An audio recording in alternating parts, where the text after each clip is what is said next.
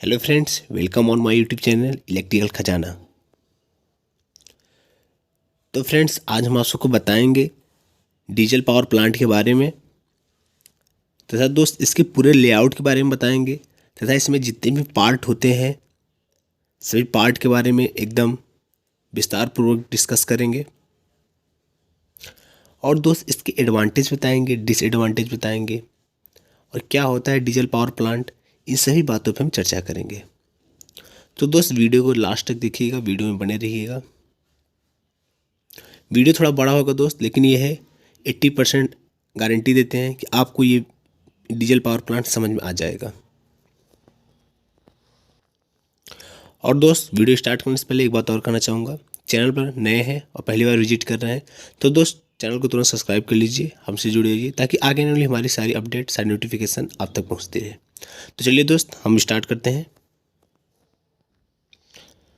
तो चलिए पहले हम बताते हैं कि डीजल पावर प्लांट होता क्या है। तो देखिए, a generating station in which diesel engine is used as prime mover for the generation of electrical energy is known as diesel power station। तो यहाँ पे कह रहा है एक ऐसा जनरेटिंग स्टेशन जहाँ पे प्राइम मूवर को घुमाने के लिए डीजल इंजन का प्रयोग होता है इलेक्ट्रिसिटी प्रोड्यूस करने के लिए, ऐसे पावर स्टेशन को हम डीजल पावर स्टेशन जानते हैं। ठीक, चलिए, overall efficiency of diesel power plant is 30% to 35%। जो आपकी डीजल पावर प्लांट की इफिशिएंसी होती है वो 30 से लेकर के 35% होती है। ठीक,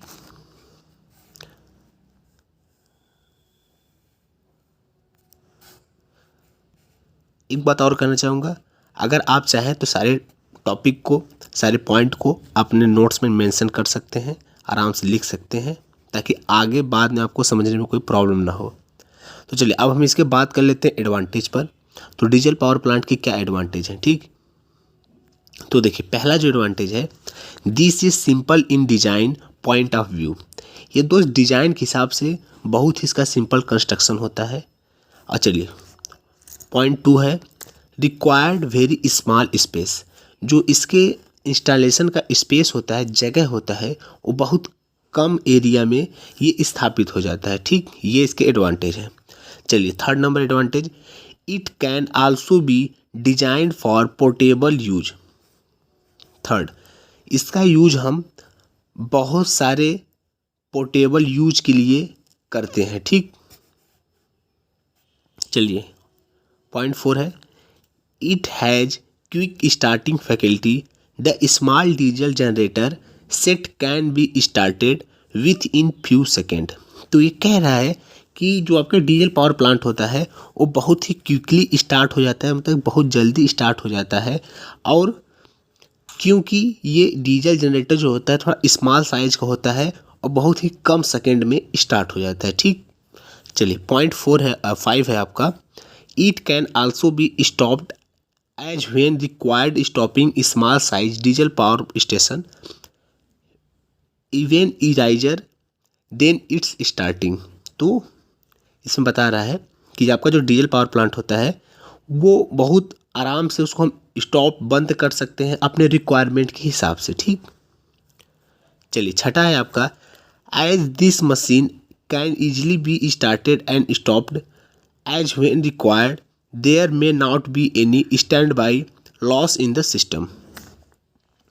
तो इस मशीन को हम बड़े इजीली स्टार्ट कर सकते हैं और बड़े इजीली हम इसको बंद कर सकते हैं बिना किसी नुकसानी के। ठीक, चलिए, 7वां की बात कर लेते हैं, पॉइंट ऑफ 7वां,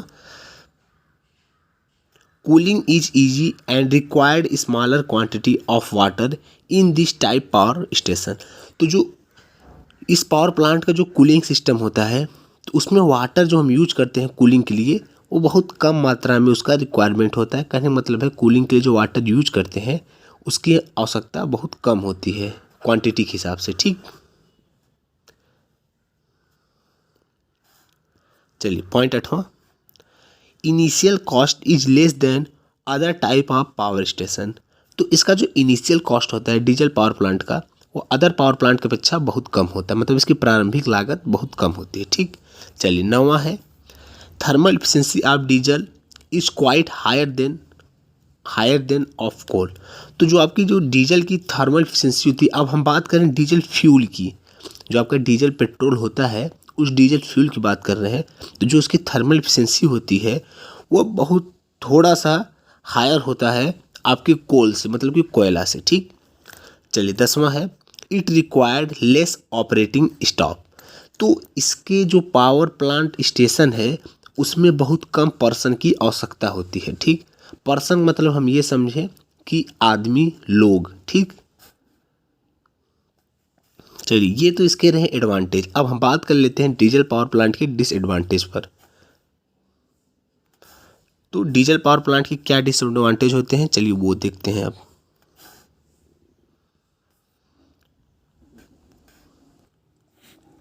तो पहला है disadvantage, it has higher running cost due to high fuel cost. जो इसका रनिंग कॉस्ट होता है वो हायर होता है, किस वजह से? हाई फ्लू कॉस्ट की वजह से। जो इसमें हम फ्लू यूज करते हैं, कहने मतलब जो डीजल यूज करते हैं, डीजल पेट्रोल, उसका कॉस्ट ज़्यादा होता है, इस वजह से इसका रनिंग कॉस्ट जो होता है वो हाई आता है। ठीक, चलिए disadvantage 2, the plant generally use to produce small power requirement. तो इस प्लांट का यूज हम स्मॉल पावर के रिक्वायरमेंट के लिए करते हैं, न कि लार्ज पावर रिक्वायरमेंट के लिए। अगर कहीं हमें लार्ज पावर रिक्वायरमेंट की, मतलब लार्ज पावर की ज़रूरत है, तो वहाँ पे हम डीजल पावर प्लांट का यूज नहीं कर सकते हैं। ठीक, चलिए तीसरा number, cost of lubrication is high. तो दोस्त इसका जो लुब्रिकेशन का कॉस्ट होता है, स्नेहक जिसको हम हिंदी में बोलते हैं, उसका कॉस्ट बहुत ज़्यादा होता है, ये डिसएडवांटेज है। चलिए पॉइंट 4 है maintenance is quite complex and costly. तो इसका जो मेंटेनेंस होता है वो काफ़ी कॉस्टली होता है, मतलब कि पर यूनिट के एरिया के हिसाब से उसका मेंटेनेंस, इसका कॉम्पैक्ट का मतलब यही है, कॉम्प्लेक्स का मतलब कि पर यूनिट एरिया के हिसाब से उसका जो कॉस्ट होता है वो बहुत ज़्यादा होता है। चलिए पॉइंट 5 है plant does not work satisfactory under overload condition for a longer period. तो ये जो डीजल पावर प्लांट होता है ये ओवरलोड कंडीशन में बहुत ज़्यादा समय तक के लिए कार्य नहीं कर पाता है, ये इसका डिसएडवांटेज है। ठीक, चलिए अब हम बात करेंगे डीजल पावर प्लांट के एप्लीकेशन के बारे में कि इसका एप्लीकेशन क्या है। दोस्त पॉइंट वाइज हम सारी चीज़ को डिस्कस कर देंगे। अगर आप चाहें डिप्लोमा स्टूडेंट हैं या फिर बीटेक स्टूडेंट हैं या फिर आप जेईई की प्रिपरेशन कर रहे हैं, तो सभी के पॉइंट ऑफ व्यू से हम ये वीडियो बना रहे हैं, आप सभी के काम में आएगा। अगर आप एग्ज़ाम देने जाते हैं यूपीआरवीएनएल का, यूपीपीसीएल का, तो वहाँ पे आजकल diesel power plant, gas power plant से क्वेश्चंस ढेर सारे आ रहे हैं। तो आप ये वीडियो पूरा देख लीजिए। हम वीडियो ऐसा बनाए हैं जो आपके सारे ऑब्जेक्टिव क्वेश्चन इसमें हो जाएँ।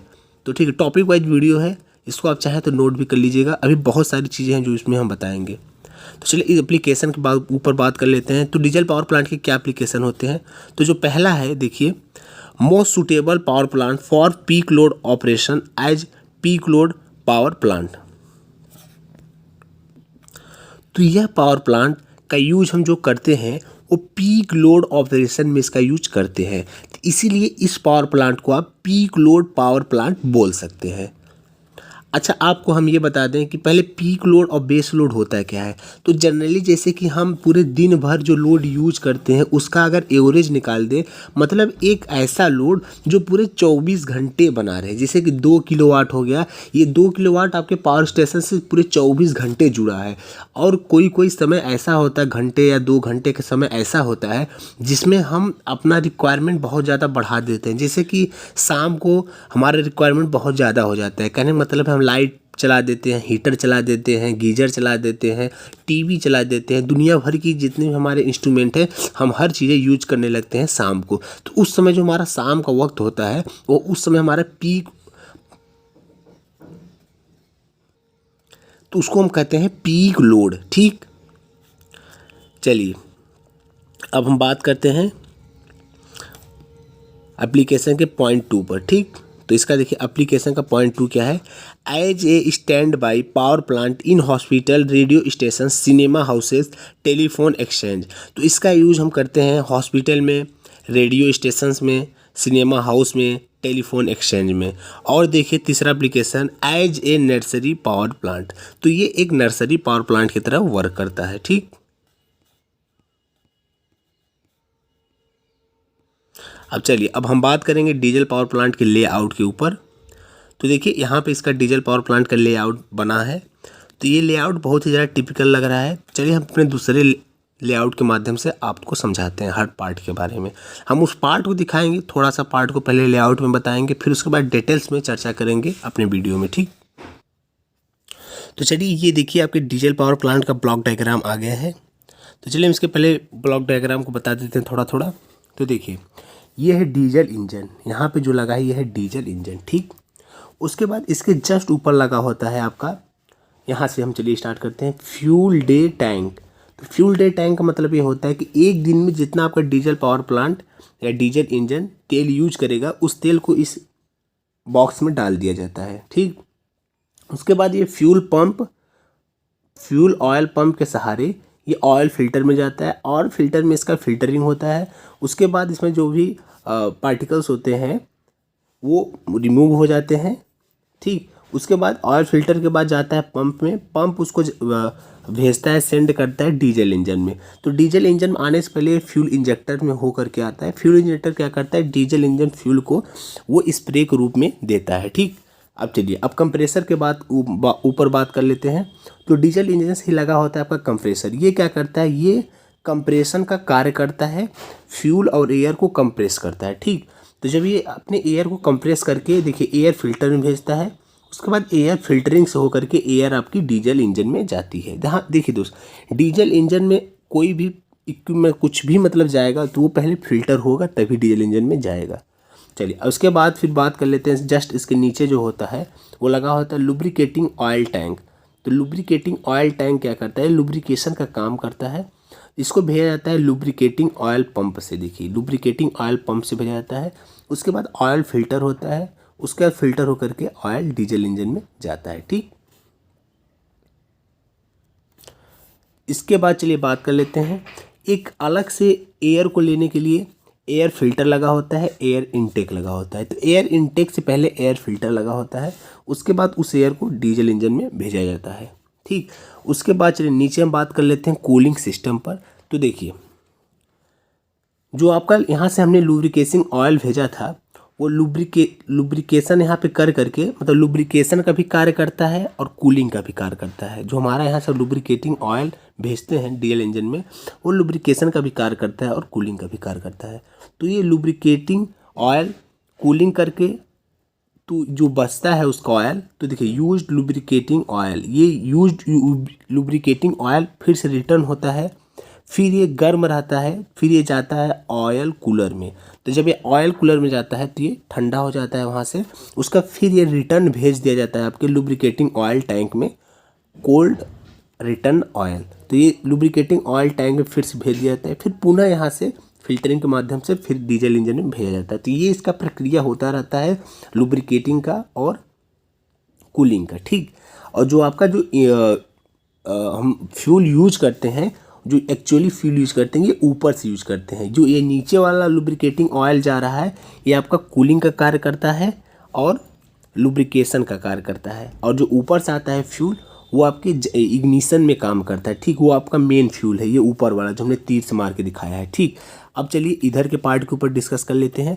तो देखिए यहाँ से देखिए क्या है, हॉट वाटर है और यहाँ से वाटर पंप लगा है। देखिए हॉट वाटर है, सर्ज टैंक है, सर्ज टैंक के जस्ट नीचे है वाटर पंप, वाटर पंप के जस्ट नीचे है कंडेंसर, कंडेंसर के जस्ट साइड में है आपका कोल्ड वाटर और कूलिंग टावर। ठीक, उसके बाद ये देखिए ये है कूलिंग वाटर पंप सबसे नीचे है, उसके बाद ये ऑयल कूलर में जा करके फिर ये जाता है डीजल इंजन में। ठीक, तो चलिए हम इन सभी पार्ट को आराम से थोड़ा थोड़ा बता देते हैं, उसके बाद अपने आगे भी वीडियो में अच्छे से डिस्कस करेंगे इन सभी पार्ट पर। ठीक, तो देखिए होता क्या है, डीजल इंजन में जब आपका मशीन का बहुत सारे ऐसे पार्ट हैं जो फ्रिक्शन की वजह से हीट हो जाते हैं, तो जब हीट हो जाता है तो उसको हम लोग ठंडा करते हैं कूलिंग के माध्यम से। उस कूलिंग में हम यूज करते हैं वाटर। तो वाटर डीजल इंजन के चारों तरफ सर्कुलेट होती है, उसके बाद ये हॉट वाटर में चेंज हो जाती है। देखिए हॉट वाटर में चेंज हो गई। जब हम कोल्ड वाटर भेजे तो मशीन बहुत ज़्यादा गर्म था, इस वजह से उसको ठंडा पहुंचा करके वाटर खुद गर्म हो गया और गर्म वाटर यहाँ से देखिए निकल रहा है। तो ये देखिए उसके बाद जस्ट सर्ज टैंक लगा है। तो सर्ज टैंक क्या करता है, ये आपको बबल्स को ख़त्म करता है। जैसे वाटर में बबल्स आ जाते हैं, जैसे कि कोई पानी को हम नचा दें, सर्कुलेट कर दें, और किसी बाल्टी में एग्जाम्पल कोई बाल्टी में आप पानी ले लीजिए और पानी ऐसे ऐसे सर्कुलेट कर दीजिए गोला गोला, तो आप देखिए बबल्स बन जाता है छोटा छोटा। तो ये सर्ज टैंक क्या करता है, उस बबल्स को दूर करता है। ठीक, उसके जस्ट बाद नीचे लगा होता है आपका वाटर पंप। तो वाटर पंप देखिए उस बबल्स को ख़त्म करने के बाद जो वाटर बचता है उसको भेजता है कंडेंसर में। तो कंडेंसर में देखिए क्या होता है, कंडेंसर जुड़ा होता है आपके कूलिंग टावर से। तो कूलिंग टावर में क्या होता है, पानी कूलिंग टावर को ऊपर चढ़ाया जाता है और वहाँ जैसे कि शावर आपका होता है, शावर के थ्रू वहाँ से उसको ऊपर से गिराया जाता है। तो इससे ये होता है कि आपका जो गर्म वाटर होता है वो नीचे गिरते गिरते हवा के संपर्क में आकर के वो ठंडा हो जाता है। तो ये कंडेंसर में आता है और यही गर्म पानी देखिए यहाँ पे इसको मिलता है, और जबकि इधर से ठंडा वाटर आता है। तो ये गर्म वाटर को कूलिंग वाटर का जो पानी आता है उसको ठंडा कर देता है। उसके बाद ये ठंडा हो करके फिर कूलिंग वाटर पंप में आ जाता है। देखिए यहाँ पे नीचे है कूलिंग वाटर पंप। तो कूलिंग वाटर पंप के सहारे फिर इसको भेज दिया जाता है डीजल इंजन में। तो ये अपना कूलिंग का काम ऐसे सर्कुलेट होकर के करती रहती है। तो ये सारे पार्ट हो गए। तो बचा आपका एक दो पार्ट। देखिए यहाँ पे एक है डीजल इंजन से एग्जॉस्ट गैस लगा है। तो एग्जॉस्ट गैस क्या होता है, डीजल इंजन में जब कंब्यूशन होता है तो उसमें धुआं निकलता है, धुआं जिसको कहते हैं गैस। तो वो गैस यहाँ से निकलता है और वो देखिए साइलेंसर के थ्रू बाहर भेजा जाता है। देखो साइलेंसर क्यों लगाया जाता है कि आपका जो बहुत ज़्यादा नॉइज होता है इंजन में, जैसे कि उसमें प्रकार से थोड़ा विस्फोट होने का काम होता है, कंप्रेशन होता है और उसमें तेल का स्प्रीड कर देते हैं, उसके बाद दहन हो जाता है और एक विस्फोट टाइप का होता है। और उसमें क्या होता है, क्या विस्फोट जब होगा तो उसमें अत्यधिक मात्रा में गैस का उत्सर्जन होता है जिसको हम लोग धुआं बोलते हैं। तो उत्सर्जन जब होगा तो वो पिस्टन को पीछे की तरफ ढकेल देता है और वो जो गैस है मतलब वॉल्यूम बढ़ जाती है और पिस्टन को पीछे तरफ ढकेल देता है और वही गैस आपके एग्जॉस्ट गैस के द्वारा फिर बाहर निकाला जाता है। और जो साइलेंसर होकर के इसलिए गुजारा जाता है कि उसमें बहुत ज़्यादा नॉइज होता है ब्लास्ट के बाद, तो वो नॉइज को कम कर दे इसलिए इसका साइलेंसर यूज किया जाता है। एक एग्जांपल दो, जैसे कि आप लोग मोटरसाइकिल में भी देखते होंगे, वहाँ पे साइलेंसर का यूज किया जाता है मोटरसाइकिल में। वो इसी वजह से किया जाता है कि मोटरसाइकिल में भी सेम यही प्रक्रिया होती है 2 स्ट्रोक 4 स्ट्रोक का। उसमें भी कंब्यूशन होता है, दहन होता है और ब्लास्ट होता है। उसके बाद उसमें बहुत ज़्यादा नॉइज आता है, उसमें हम साइलेंसर का यूज करके उस नॉइज को ख़त्म करते हैं। अब देखे होंगे किसी बाइक में अगर साइलेंसर का यूज नहीं होता है तो उसमें बहुत ज़्यादा फट फट फट फट की आवाज़ आती रहती है जो बहुत ज़्यादा सबको डिस्टर्ब करता है। ठीक, तो ये रहा इसका पार्ट। अब बच रहा है आपका एक चीज़, जनरेटर। तो देखिए डीजल इंजन का हम यूज ही इसलिए करते हैं कि जनरेटर के शाफ्ट को हम घुमा सकें। जब जनरेटर के शाफ्ट को घुमाएंगे तभी आपकी इलेक्ट्रिसिटी प्रोड्यूस होगी। तो हम डीजल इंजन का जो शाफ्ट होता है वो जनरेटर के शाफ्ट से कनेक्ट कर देते हैं, तो इससे हमारा जनरेटर मूव करने लगता है और हमारी इलेक्ट्रिसिटी प्रोड्यूस होने लगती है। तो ये रहा लास्ट में जनरेटर और इसका ये शाफ्ट। तो हमने सभी पार्ट के बारे में डिस्कस कर दिया। अब चलिए हम बड़े अच्छे से और डिटेल्स में सभी पार्ट के बारे में डिस्कस करेंगे और आपको समझाएंगे कि 4 स्ट्रोक 2 स्ट्रोक क्या होता है एक्चुअल में, और डीजल इंजन में इसका जो वर्किंग प्रोसेस होता है, डीजल इंजन में जो इसका 2 स्ट्रोक 4 स्ट्रोक लगा होता है कैसे प्रोसेस करता है, और इसके 4 सेक्शन होते हैं, उन सेक्शन को भी हम बड़े अच्छे से डिटेल्स में समझाएंगे। तो वीडियो में बने रहिएगा। और एक बात और कहेंगे, अगर आपने अभी तक चैनल को सब्सक्राइब नहीं किया दोस्तों, तुरंत ही चैनल को सब्सक्राइब कर दीजिए। ठीक, तो देखिए ये रहा ब्लॉक डायग्राम। तो हमने ब्लॉक डायग्राम अपने दूसरे ब्लॉक डायग्राम से समझा दिया है। अब चलिए हम बात करते हैं आगे। तो ये देखिए फ्यूल सप्लाई सिस्टम, तो यहाँ पे लिख रहा है इट कंसिस्ट ऑफ, इसमें देखिए टॉपिक वाइज वीडियो है।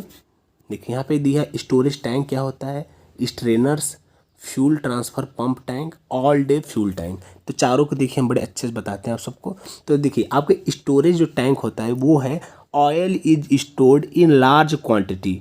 तो इसमें आपका जो ऑयल होता है वो स्टोर्ड होता है बहुत ज़्यादा मात्रा में। ठीक, आपका स्टेनर्स जो होता है वो है fuel oil is passed through the strainers the remove suspended impurity. Strainer से आपके फ्यूल ऑयल पास होते हैं और ये रिमूव करता है आपके सस्पेंडेड इम्प्योरिटीज़ को। ठीक, और चलिए बात करते हैं थर्ड पर, fuel transfer pump tank. It function is to pump oil from storage tank to all day fuel tank. इसका जो कार्य होता है वो स्टोरेज टैंक से ऑयल को ऑल डे फ्यूल टैंक में भेजना होता है। मतलब कि इसका जो कार्य होता है वो दो टैंक होता है, एक होता है स्टोरेज टैंक, उसमें ढेर सारे तेल आपके भरे होते हैं, और आपका होता है एक ऑल डे फ्यूल टैंक, ये डीजल इंजन के जस्ट ऊपर लगा होता है। तो ये इसका फ्यूल ट्रांसफ़र पंप करता क्या है कि स्टोरेज टैंक से जो आपके तेल होते हैं उसको भेजता है पंप के माध्यम से ऑल डे फ्यूल टैंक में। ठीक, अब चलिए अब बात कर लेते हैं ऑल डे फ्यूल टैंक क्या होता है। तो its function is to store oil for small interval और फॉर होल डे। ये ऐसा टैंक है जो आपके डीजल इंजन को चलाने के लिए, पूरे दिन भर चलाने के लिए टैंक होता है, उसमें ऑयल रखा होता है। ठीक, चलिए आगे आगे क्या है, एयर इनटेक सिस्टम। तो चलिए एयर इनटेक सिस्टम बताते हैं आप सबको। This system supply necessary air to the engine for fuel combustion. It consists of a pipe for supplying of fresh air to the engine. Filter are provided to remove dust particles from air because these particles can act as an abrasive in the engine cylinder. तो air intake system ऐसा system है जो ये supply करता है air को diesel engine में। इस वजह से इसलिए करता है क्योंकि आपका कंब्यूशन बहुत अच्छे ढंग से हो सके, क्योंकि कंब्यूशन जैसा कि आप लोग जानते हैं उसमें ऑक्सीजन की ज़रूरत होती है, तो कंब्यूशन के लिए एयर उपलब्ध कराता है आपका एयर इनटेक सिस्टम। ठीक,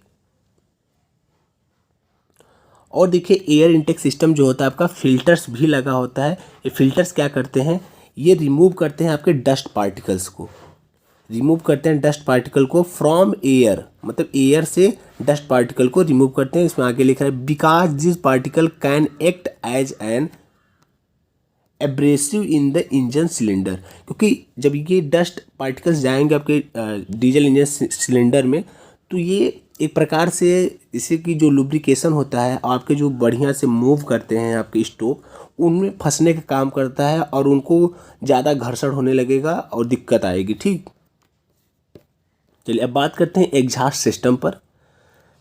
तो देखिए exhaust system, the exhaust gas is remove from engine to the atmosphere by means of an exhaust system. A silencer is normally use in this system to reduce noise level of the engine. तो exhaust system ये होता है कि आपके जो blast के बाद जो गैस उत्पन्न होते हैं उस गैस को बाहर निकालता है एटमॉस्फेरिक में, और ये इसमें साइलेंसर जुड़े होते हैं जो नॉइज को रिमूव करते हैं या फिर बोले तो कम करते हैं। ठीक, चलिए अब आगे बात करते हैं कूलिंग सिस्टम पर।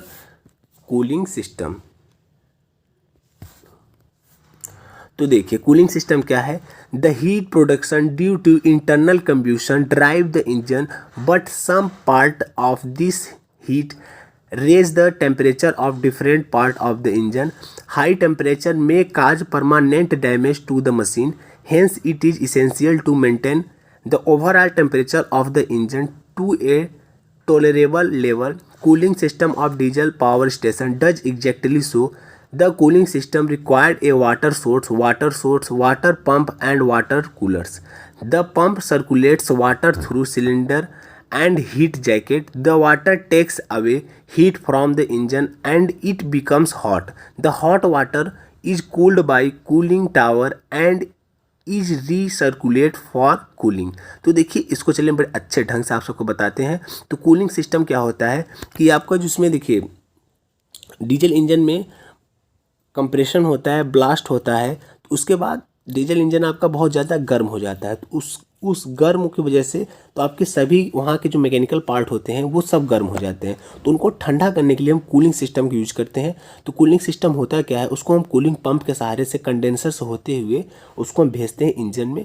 फिर इंजन में जब हमारा जो वाटर सर्कुलेट करता है उस इंजन के चारों तरफ, तो हमारा पानी गर्म हो जाता है। तो वही गर्म पानी बाहर आता है, फिर उसको हम कूलिंग टावर के माध्यम से उसको गर्म पानी को हम ठंडा करते हैं, फिर पुनः उसको हम डीजल इंजन में भेजते हैं। यही सारी बातें इसमें मेंशन की हुई है, आप चाहें फिर से अच्छे से पढ़ लीजिए इसको। ठीक, वीडियो को पॉज करके। चलिए आगे हम बात करते हैं। Temperature of cooling water leaving the diesel engine should not exit exceed 70 degree. तो ये कह रहा है कि जो आपकी कूलिंग वाटर का जो कूलिंग वाटर होता है आपका, उसका जो टेम्परेचर है वो 70 डिग्री से ज़्यादा नहीं होना चाहिए। अगर 70 डिग्री ज़्यादा हो जाता है तो कूलिंग करने का काम नहीं करेगा। ठीक, चलिए आगे लुब्रिकेटिंग सिस्टम पे बात कर लेते हैं।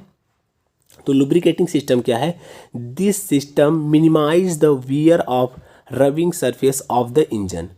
Here lubricating oil is stored in main lubricating oil tank. This lubricating oil is draw by the tank by means of oil pump. Then the oil is passed through the oil filter for removing impurity from the filtering point.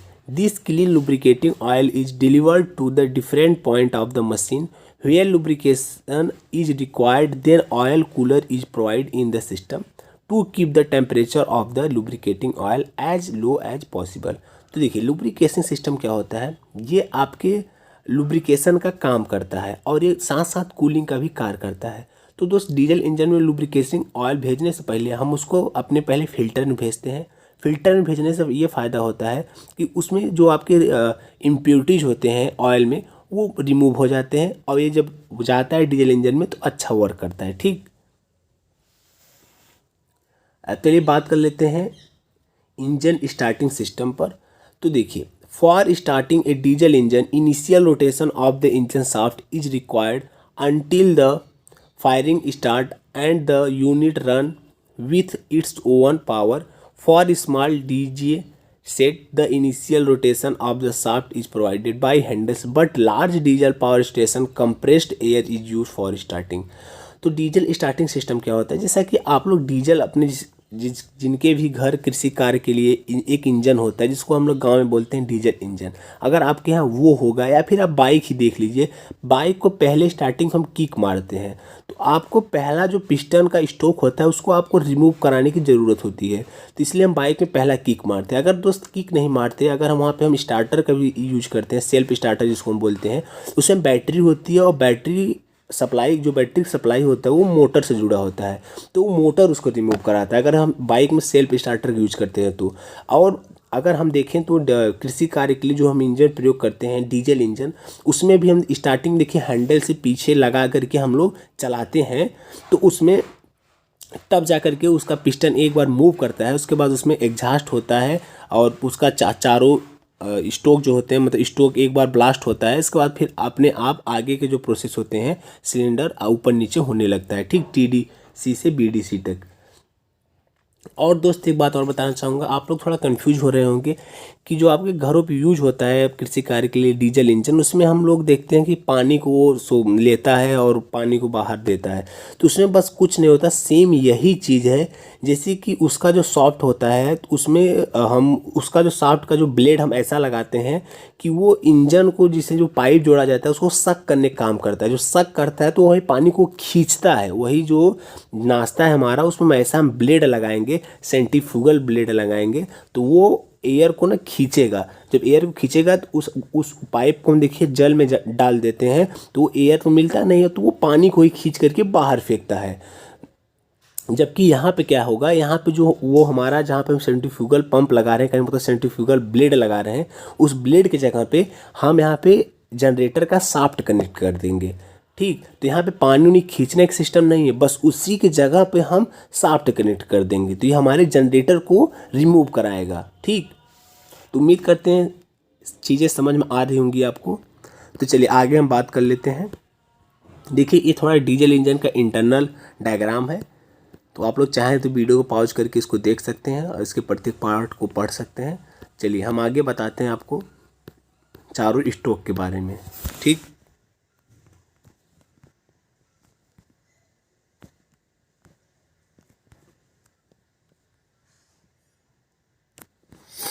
तो देखिए आपके 4 stock होते हैं। जो पहला stock होता है इसको हम कहते हैं इनटेक या फिर सक्शन स्टोक। ठीक, और जो आपका दूसरा स्टोक होता है उसको हम कहते हैं कंप्रेशन स्ट्रोक, और तीसरा स्टोक जो होता है उसको कहते हैं हम एक्सपेंशन स्ट्रोक, और चौथा स्टोक जो होता है उसको कहते हैं हम एग्जॉस्ट स्ट्रोक। ठीक, देखिए चारों को आप लोग बड़े आराम से देख लीजिए। ठीक, अब चलिए हम प्रत्येक को बड़े अच्छे ढंग से बताते हैं। तो आपका जो पहला स्टोक होता है इनटेक या फिर जिसको हम बोलते हैं suction stroke, in this stroke inlet valve open and pure air is sucked into cylinder as piston moves downward from TDC to BDC 0 degree to 80 degree. तो इस सक्शन स्ट्रोक में क्या होता है कि इसको तो हम पहले मैकेनिकल बाहर से फोर्स इसको हम देंगे, मतलब जैसे किक के माध्यम से या फिर हम मैनुअल घुमाते हैं डीजल को पीछे से हैंडल लगा करके, तो इसमें हम पहला प्रोसेस तो हमें करना पड़ेगा। तो इसमें होता क्या है कि आपका जो देखिए जो है पिस्टन है, ठीक, ये पिस्टन है, ये आपकी टीडीसी जो ऊपर होता है आपका टीडीसी होता है और नीचे वाले बॉटम को हम कहते हैं बीडीसी। तो इसको टीडीसी बीडीसी को हम बोलते क्या है, top dead centre bottom dead centre. इसको पूरा इसका नाम है top dead centre bottom dead centre, इसको आप चाहे तो लिख सकते हैं। तो होता क्या है इसमें सक्शन स्ट्रोक में, ये हमारा टीडीसी से बीडीसी की तरफ मूव करता है, ठीक। अब जब मूव करेगा तो हमारा जो पिस्टन होगा देखिए यहाँ से 0 डिग्री से 180 डिग्री इस मतलब कि शाफ्ट को घुमा देगा, ठीक। और इसमें और क्या होगा कि आपकी इंटेल वाल्व ओपन रहते हैं और प्योर एयर इसमें सक्ट कर लिया जाता है। कहने का मतलब है ये देखिए आप, ये इसको कहते हैं इनटेक वाल्व, ये आपका ओपन रहता है और जब ये नीचे जाएगा तो ये सक्ड वायर मतलब एयर को सक कर लेगा, मतलब कि खींच लेगा अपने अंदर, ठीक। अब चलिए हम बात करते हैं दूसरे स्ट्रोक पर, कंप्रेशन स्ट्रोक पे।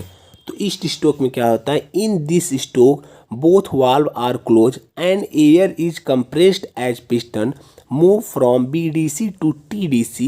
As a result, both pressure and temperature becomes high 180 degree to 360 degree. तो कंप्रेशन में क्या होता है कि आपके देखिए जो पिस्टन नीचे आया है, देखिए इनटेक में तो हमने या फिर सक्शन स्ट्रोक में हमने पिस्टन आपका नीचे आ गया। अब जो कंप्रेशन स्ट्रोक होगा इसमें आपका पिस्टन ऊपर जाएगा। जब ऊपर जाएगा तो आपके देखिए जो दोनों वाल्व होते हैं, इनटेक वाल्व जो होते हैं, ये दोनों बंद हो जाएंगे और जब आपका ये ऊपर जाएगा तो जो इसमें एयर और फ्यूल आ जाता है वो कंप्रेस होगा। देखिए एयर क्या होगा, कंप्रेस होगा, बहुत ज़्यादा कंप्रेस होगा, ठीक। आप लोग यहाँ तक समझते रहिए।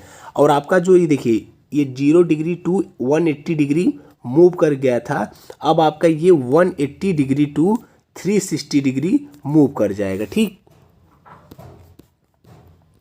देखिए 182 डिग्री 360 डिग्री मूव कर जाएगा और प्रेशर और टेम्परेचर बहुत ज़्यादा हो जाएगा। तो इस कंडीशन देखिए हम करते क्या है, देखिए मेन आपका है एक्सपेंशन स्ट्रोक जो यही मेन है। इसी में हम क्या करते हैं, जो हम देखिए कंप्रेशन स्ट्रोक में क्या हुआ, हमारा पिस्टन ऊपर गया और वहाँ पे प्रेशर और टेम्परेचर बहुत ज़्यादा हो गया। अब कंप्रेशन में हम करते हैं क्या है, इसी को हम करते हैं वर्किंग स्ट्रोक। तो इसमें हम क्या करते हैं, जो इग्नीटर होता है उसके माध्यम से हम फ्यूल को स्प्रे करते हैं उसमें, और जो इतना ज़्यादा टेम्परेचर और प्रेशर होता है वो फ्यूल देते जस्ट ब्लास्ट होता है। जब ब्लास्ट होता है तो पिस्टन को ना पीछे की तरफ फिर से मूव करता है। कहने मतलब जब ब्लास्ट होगा तो बहुत ज़्यादा एयर प्रोड्यूस होगा, गैस प्रोड्यूस होगा। तो गैस जब प्रोड्यूस होगा तो प्रेशर बहुत ज़्यादा होगा, तो फिर उसके बाद उसको पीछे धक्का देगा। इससे क्या होगा, प्रेशर अब आपका कम होगा अब, और उसके बाद आपका जो वॉल्यूम होगा वो बढ़ेगा, ठीक है। इसके जस्ट बाद एग्जॉस्ट आपका इसीलिए लगाया जाता है कि इसी जो गैस उत्पन्न हो रही है ये इसी गैस को वो बाहर निकालता है डीजल इंजन से। तो चलिए अब इसको हम बताते हैं, पढ़ते हैं। इसमें देखिए क्या लिखा है, एक्सपेंशन क्या है, shortly before the piston reach the TDC fuel oil is injected. देखिए बोल रहा है ना, पिस्टन जब आपका टीडीसी टॉप डेड सेंटर पे पहुंचता है तो फ्यूल ऑयल इंजेक्ट किया जाता है। Fuel oil is injected at very high pressure 90 to 130 degree kg per cm square in the form of very fine spray into cylinder through the nozzle known as fuel injector valve. At this moment, temperature of compressed air is sufficiently high to ignite the fuel. It suddenly increases the pressure and temperature of the products of combustion. Due to this increased pressure, the piston is pushed down with great force. During this stroke, both valves remain closed and piston moves from TDC to BDC 360 degree to 540 degree. तो देखिए आपका जैसा कि हमने 2 stroke में ही आपका 360 degree move कर गया था, अब जब आपका ब्लास्ट होगा और इसको धक्का देगा पीछे की तरफ वो, तो ये 360 डिग्री टू 540 डिग्री मूव कर जाएगा। ठीक, चलिए अब लास्ट का जो स्ट्रोक है आपका एग्जॉस्ट स्ट्रोक है। तो इसमें क्या होगा, in this stroke the exhaust valve is open and the piston move from BDC to TDC। अब देखिए आपका पिस्टन BDC की तरफ आ गया है। देखिए यहाँ पर हम दिखा देते हैं आपको। देखिए इसमें एक्सपेंशन क्या हुआ था, यहाँ पे पहुँचा था तो यहाँ पे बहुत ज़्यादा प्रेशर और टेम्परेचर हो गया था। उसके बाद इग्निटर के द्वारा हमने डीजल तेल का स्प्रे किया। जब डीजल तेल का स्प्रे किया तो इसमें ब्लास्ट हुआ, मतलब जल गया। ठीक, कहीं भी प्रेशर और टेम्परेचर बहुत ज़्यादा रहेगा, अगर आप वहाँ पे ये फ्यूल ऑयल डालेंगे तो वहाँ पे ब्लास्ट होगा। आप चाहे प्रैक्टिकल भी कहीं कर सकते हैं। ठीक, तो जब ब्लास्ट हुआ तो पिस्टन को पीछे की तरफ TDC से BDC की तरफ ढकेल दिया। तो BDC की तरफ जब ढकेल दिया तो देखिए 2 स्ट्रोक में 360 डिग्री ये पूरा कर चुका था। अब ये मूव करेगा 360 डिग्री टू 540 डिग्री। ठीक, अब उसके बाद अब ये मूव कर गया। अब इसके बाद आ गया एग्जॉस्ट में। अब देखिए यहाँ पे पहुँच गया। अब इसमें होता क्या है, जब ये इधर आएगा तो ये वाला वाल्व खुल जाएगा। देखिए ये वाला वाल्व खुल जाएगा।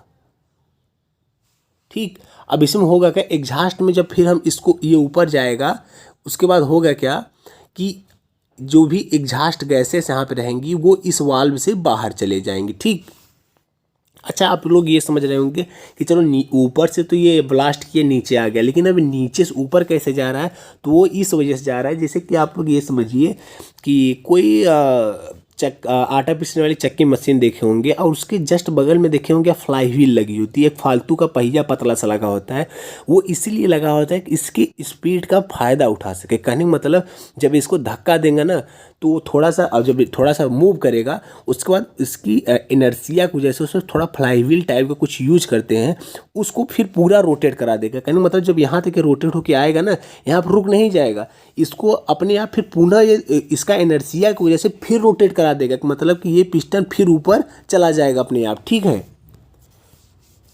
तो चलिए एग्जॉस्ट स्ट्रोक हम पढ़ते हैं। इन this stroke the exhaust valve is open and the piston move from BDC to TDC. This movement of piston pushed out the products of combustion from engine cylinder through exhaust valve into atmosphere। ठीक, तो मतलब वही बोल रहा है ना कि exhaust जो गैस हैं उनको वाल्व के सहारे, एग्जॉस्ट वाल्व के सहारे रिमूव कर देता है एटमॉस्फेयर में। ठीक, अब चलिए नोट पढ़ लीजिए। देखिए क्या है, for diesel engine are used in heavy vehicles such as buses, trucks, pumping set, diesel locomotive and earth moving machinery. तो डीजल इंजन का यूज यहाँ पे किया जाता है, जैसे कि बसेस में, ट्रक्स में, ठीक, पंपिंग सेट में, डीजल लोकोमोटिव में एंड अर्थ मूविंग मशीनरी में यूज किया जाता है आपके डीजल इंजन पावर प्लांट का। ठीक, अब सबसे मोस्ट इम्पॉर्टेंट दोस्त, सबसे मोस्ट जो आपके एग्जाम के दृष्टिकोण से बहुत महत्वपूर्ण है, ये जितने भी टॉपिक है कम से कम 20 से 25 टॉपिक है, ये आपके एग्जाम में लगभग पूछे जाते हैं।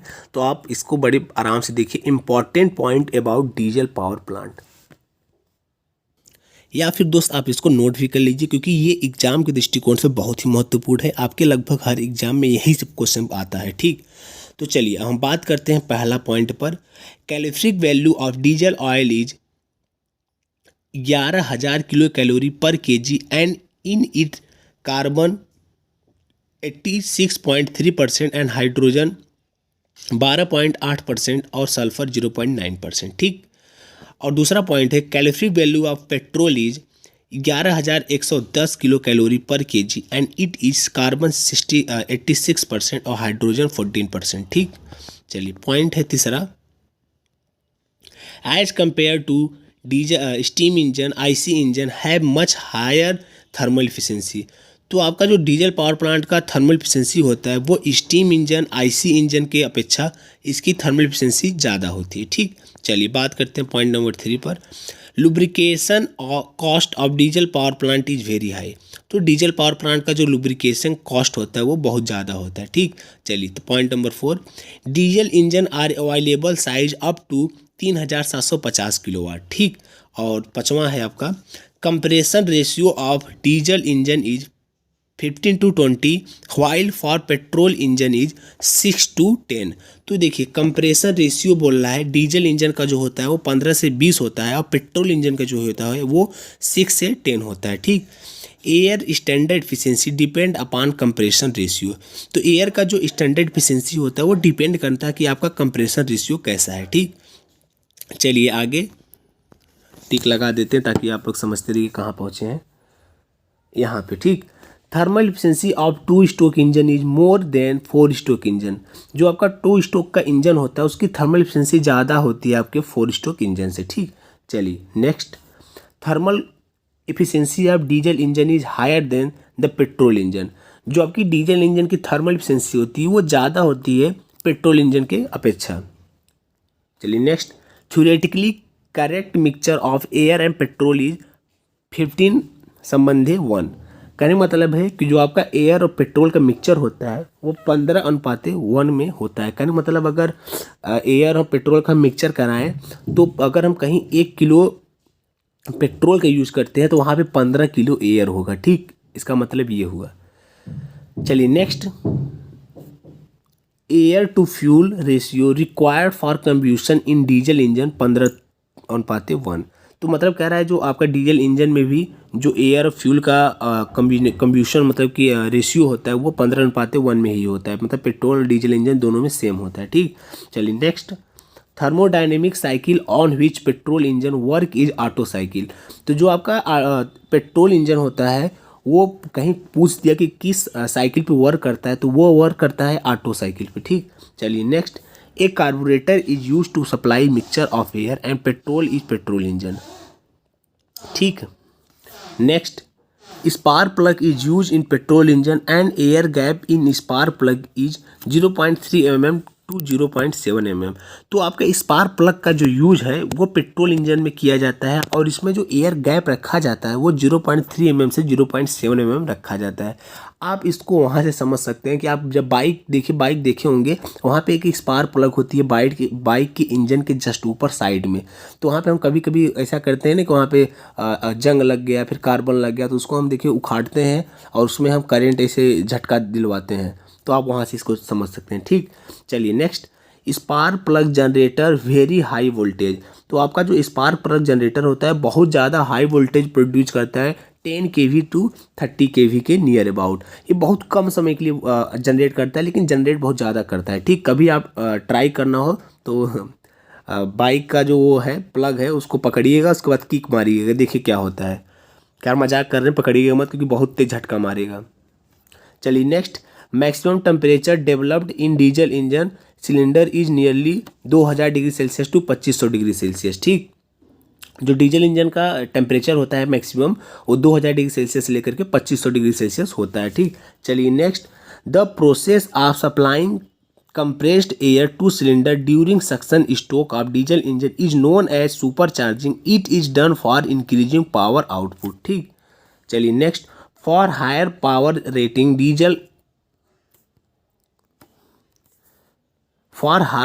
Rating diesel electric power plant engine use is vertical type multi cylinder and supercharge. ठीक, और सबसे लास्ट है आपका, in petrol engine spark plug is used and no spark plug is used in diesel engine. तो कह रहा है कि पेट्रोल इंजन में स्पार्क प्लग का यूज किया जाता है जबकि कि डीजल पावर इंजन में आपके स्पार्क प्लग का यूज नहीं किया जाता है। इस चीज़ को आप लोग ध्यान दीजिएगा। तो ये आपके इंपॉर्टेंट टॉपिक हो गए और आपका डीजल पावर प्लांट खत्म हो गया दोस्त। तो यही कहेंगे लास्ट में, अगर आपको चीज़ें समझ में आई हो, डीजल पावर प्लांट हमारा समझाया हुआ समझ में आया हो तो दोस्त चैनल को तुरंत सब्सक्राइब कर लीजिए, वीडियो को लाइक कर दीजिए और वीडियो को अपने दोस्तों में भी शेयर कर दीजिए। और डिस्क्रिप्शन बॉक्स में हमारा टेलीग्राम का लिंक है, चाहे तो आप टेलीग्राम उस लिंक के माध्यम से आप लोग हमसे टेलीग्राम में भी जुड़ सकते हैं ताकि आगे आने वाली हमारी सारी वीडियो सारी अपडेट आप तक पहुँचती रहे। हम दोस्त टॉपिक वाइज वीडियो बनाने के साथ साथ आप सभी का जो जितनी भी सरकारी गवर्नमेंट वैकेंसी आती है उनके नोटिफिकेशन लेकर के हर चीज़ों का वीडियो बनाते रहते हैं। अगर आप खासकर इलेक्ट्रिकल स्टूडेंट हो, सरकारी वैकेंसी की तैयारी प्रेजेंट टाइम कर रहे हैं तो हमारे चैनल को सब्सक्राइब कर लीजिए ताकि आगे आने वाली सारी अपडेट सारी वैकेंसियों के अपडेट से आप अपडेट रहें हमेशा। ठीक है दोस्त, आज की वीडियो पूरा देखने के लिए बहुत बहुत धन्यवाद आप सबका।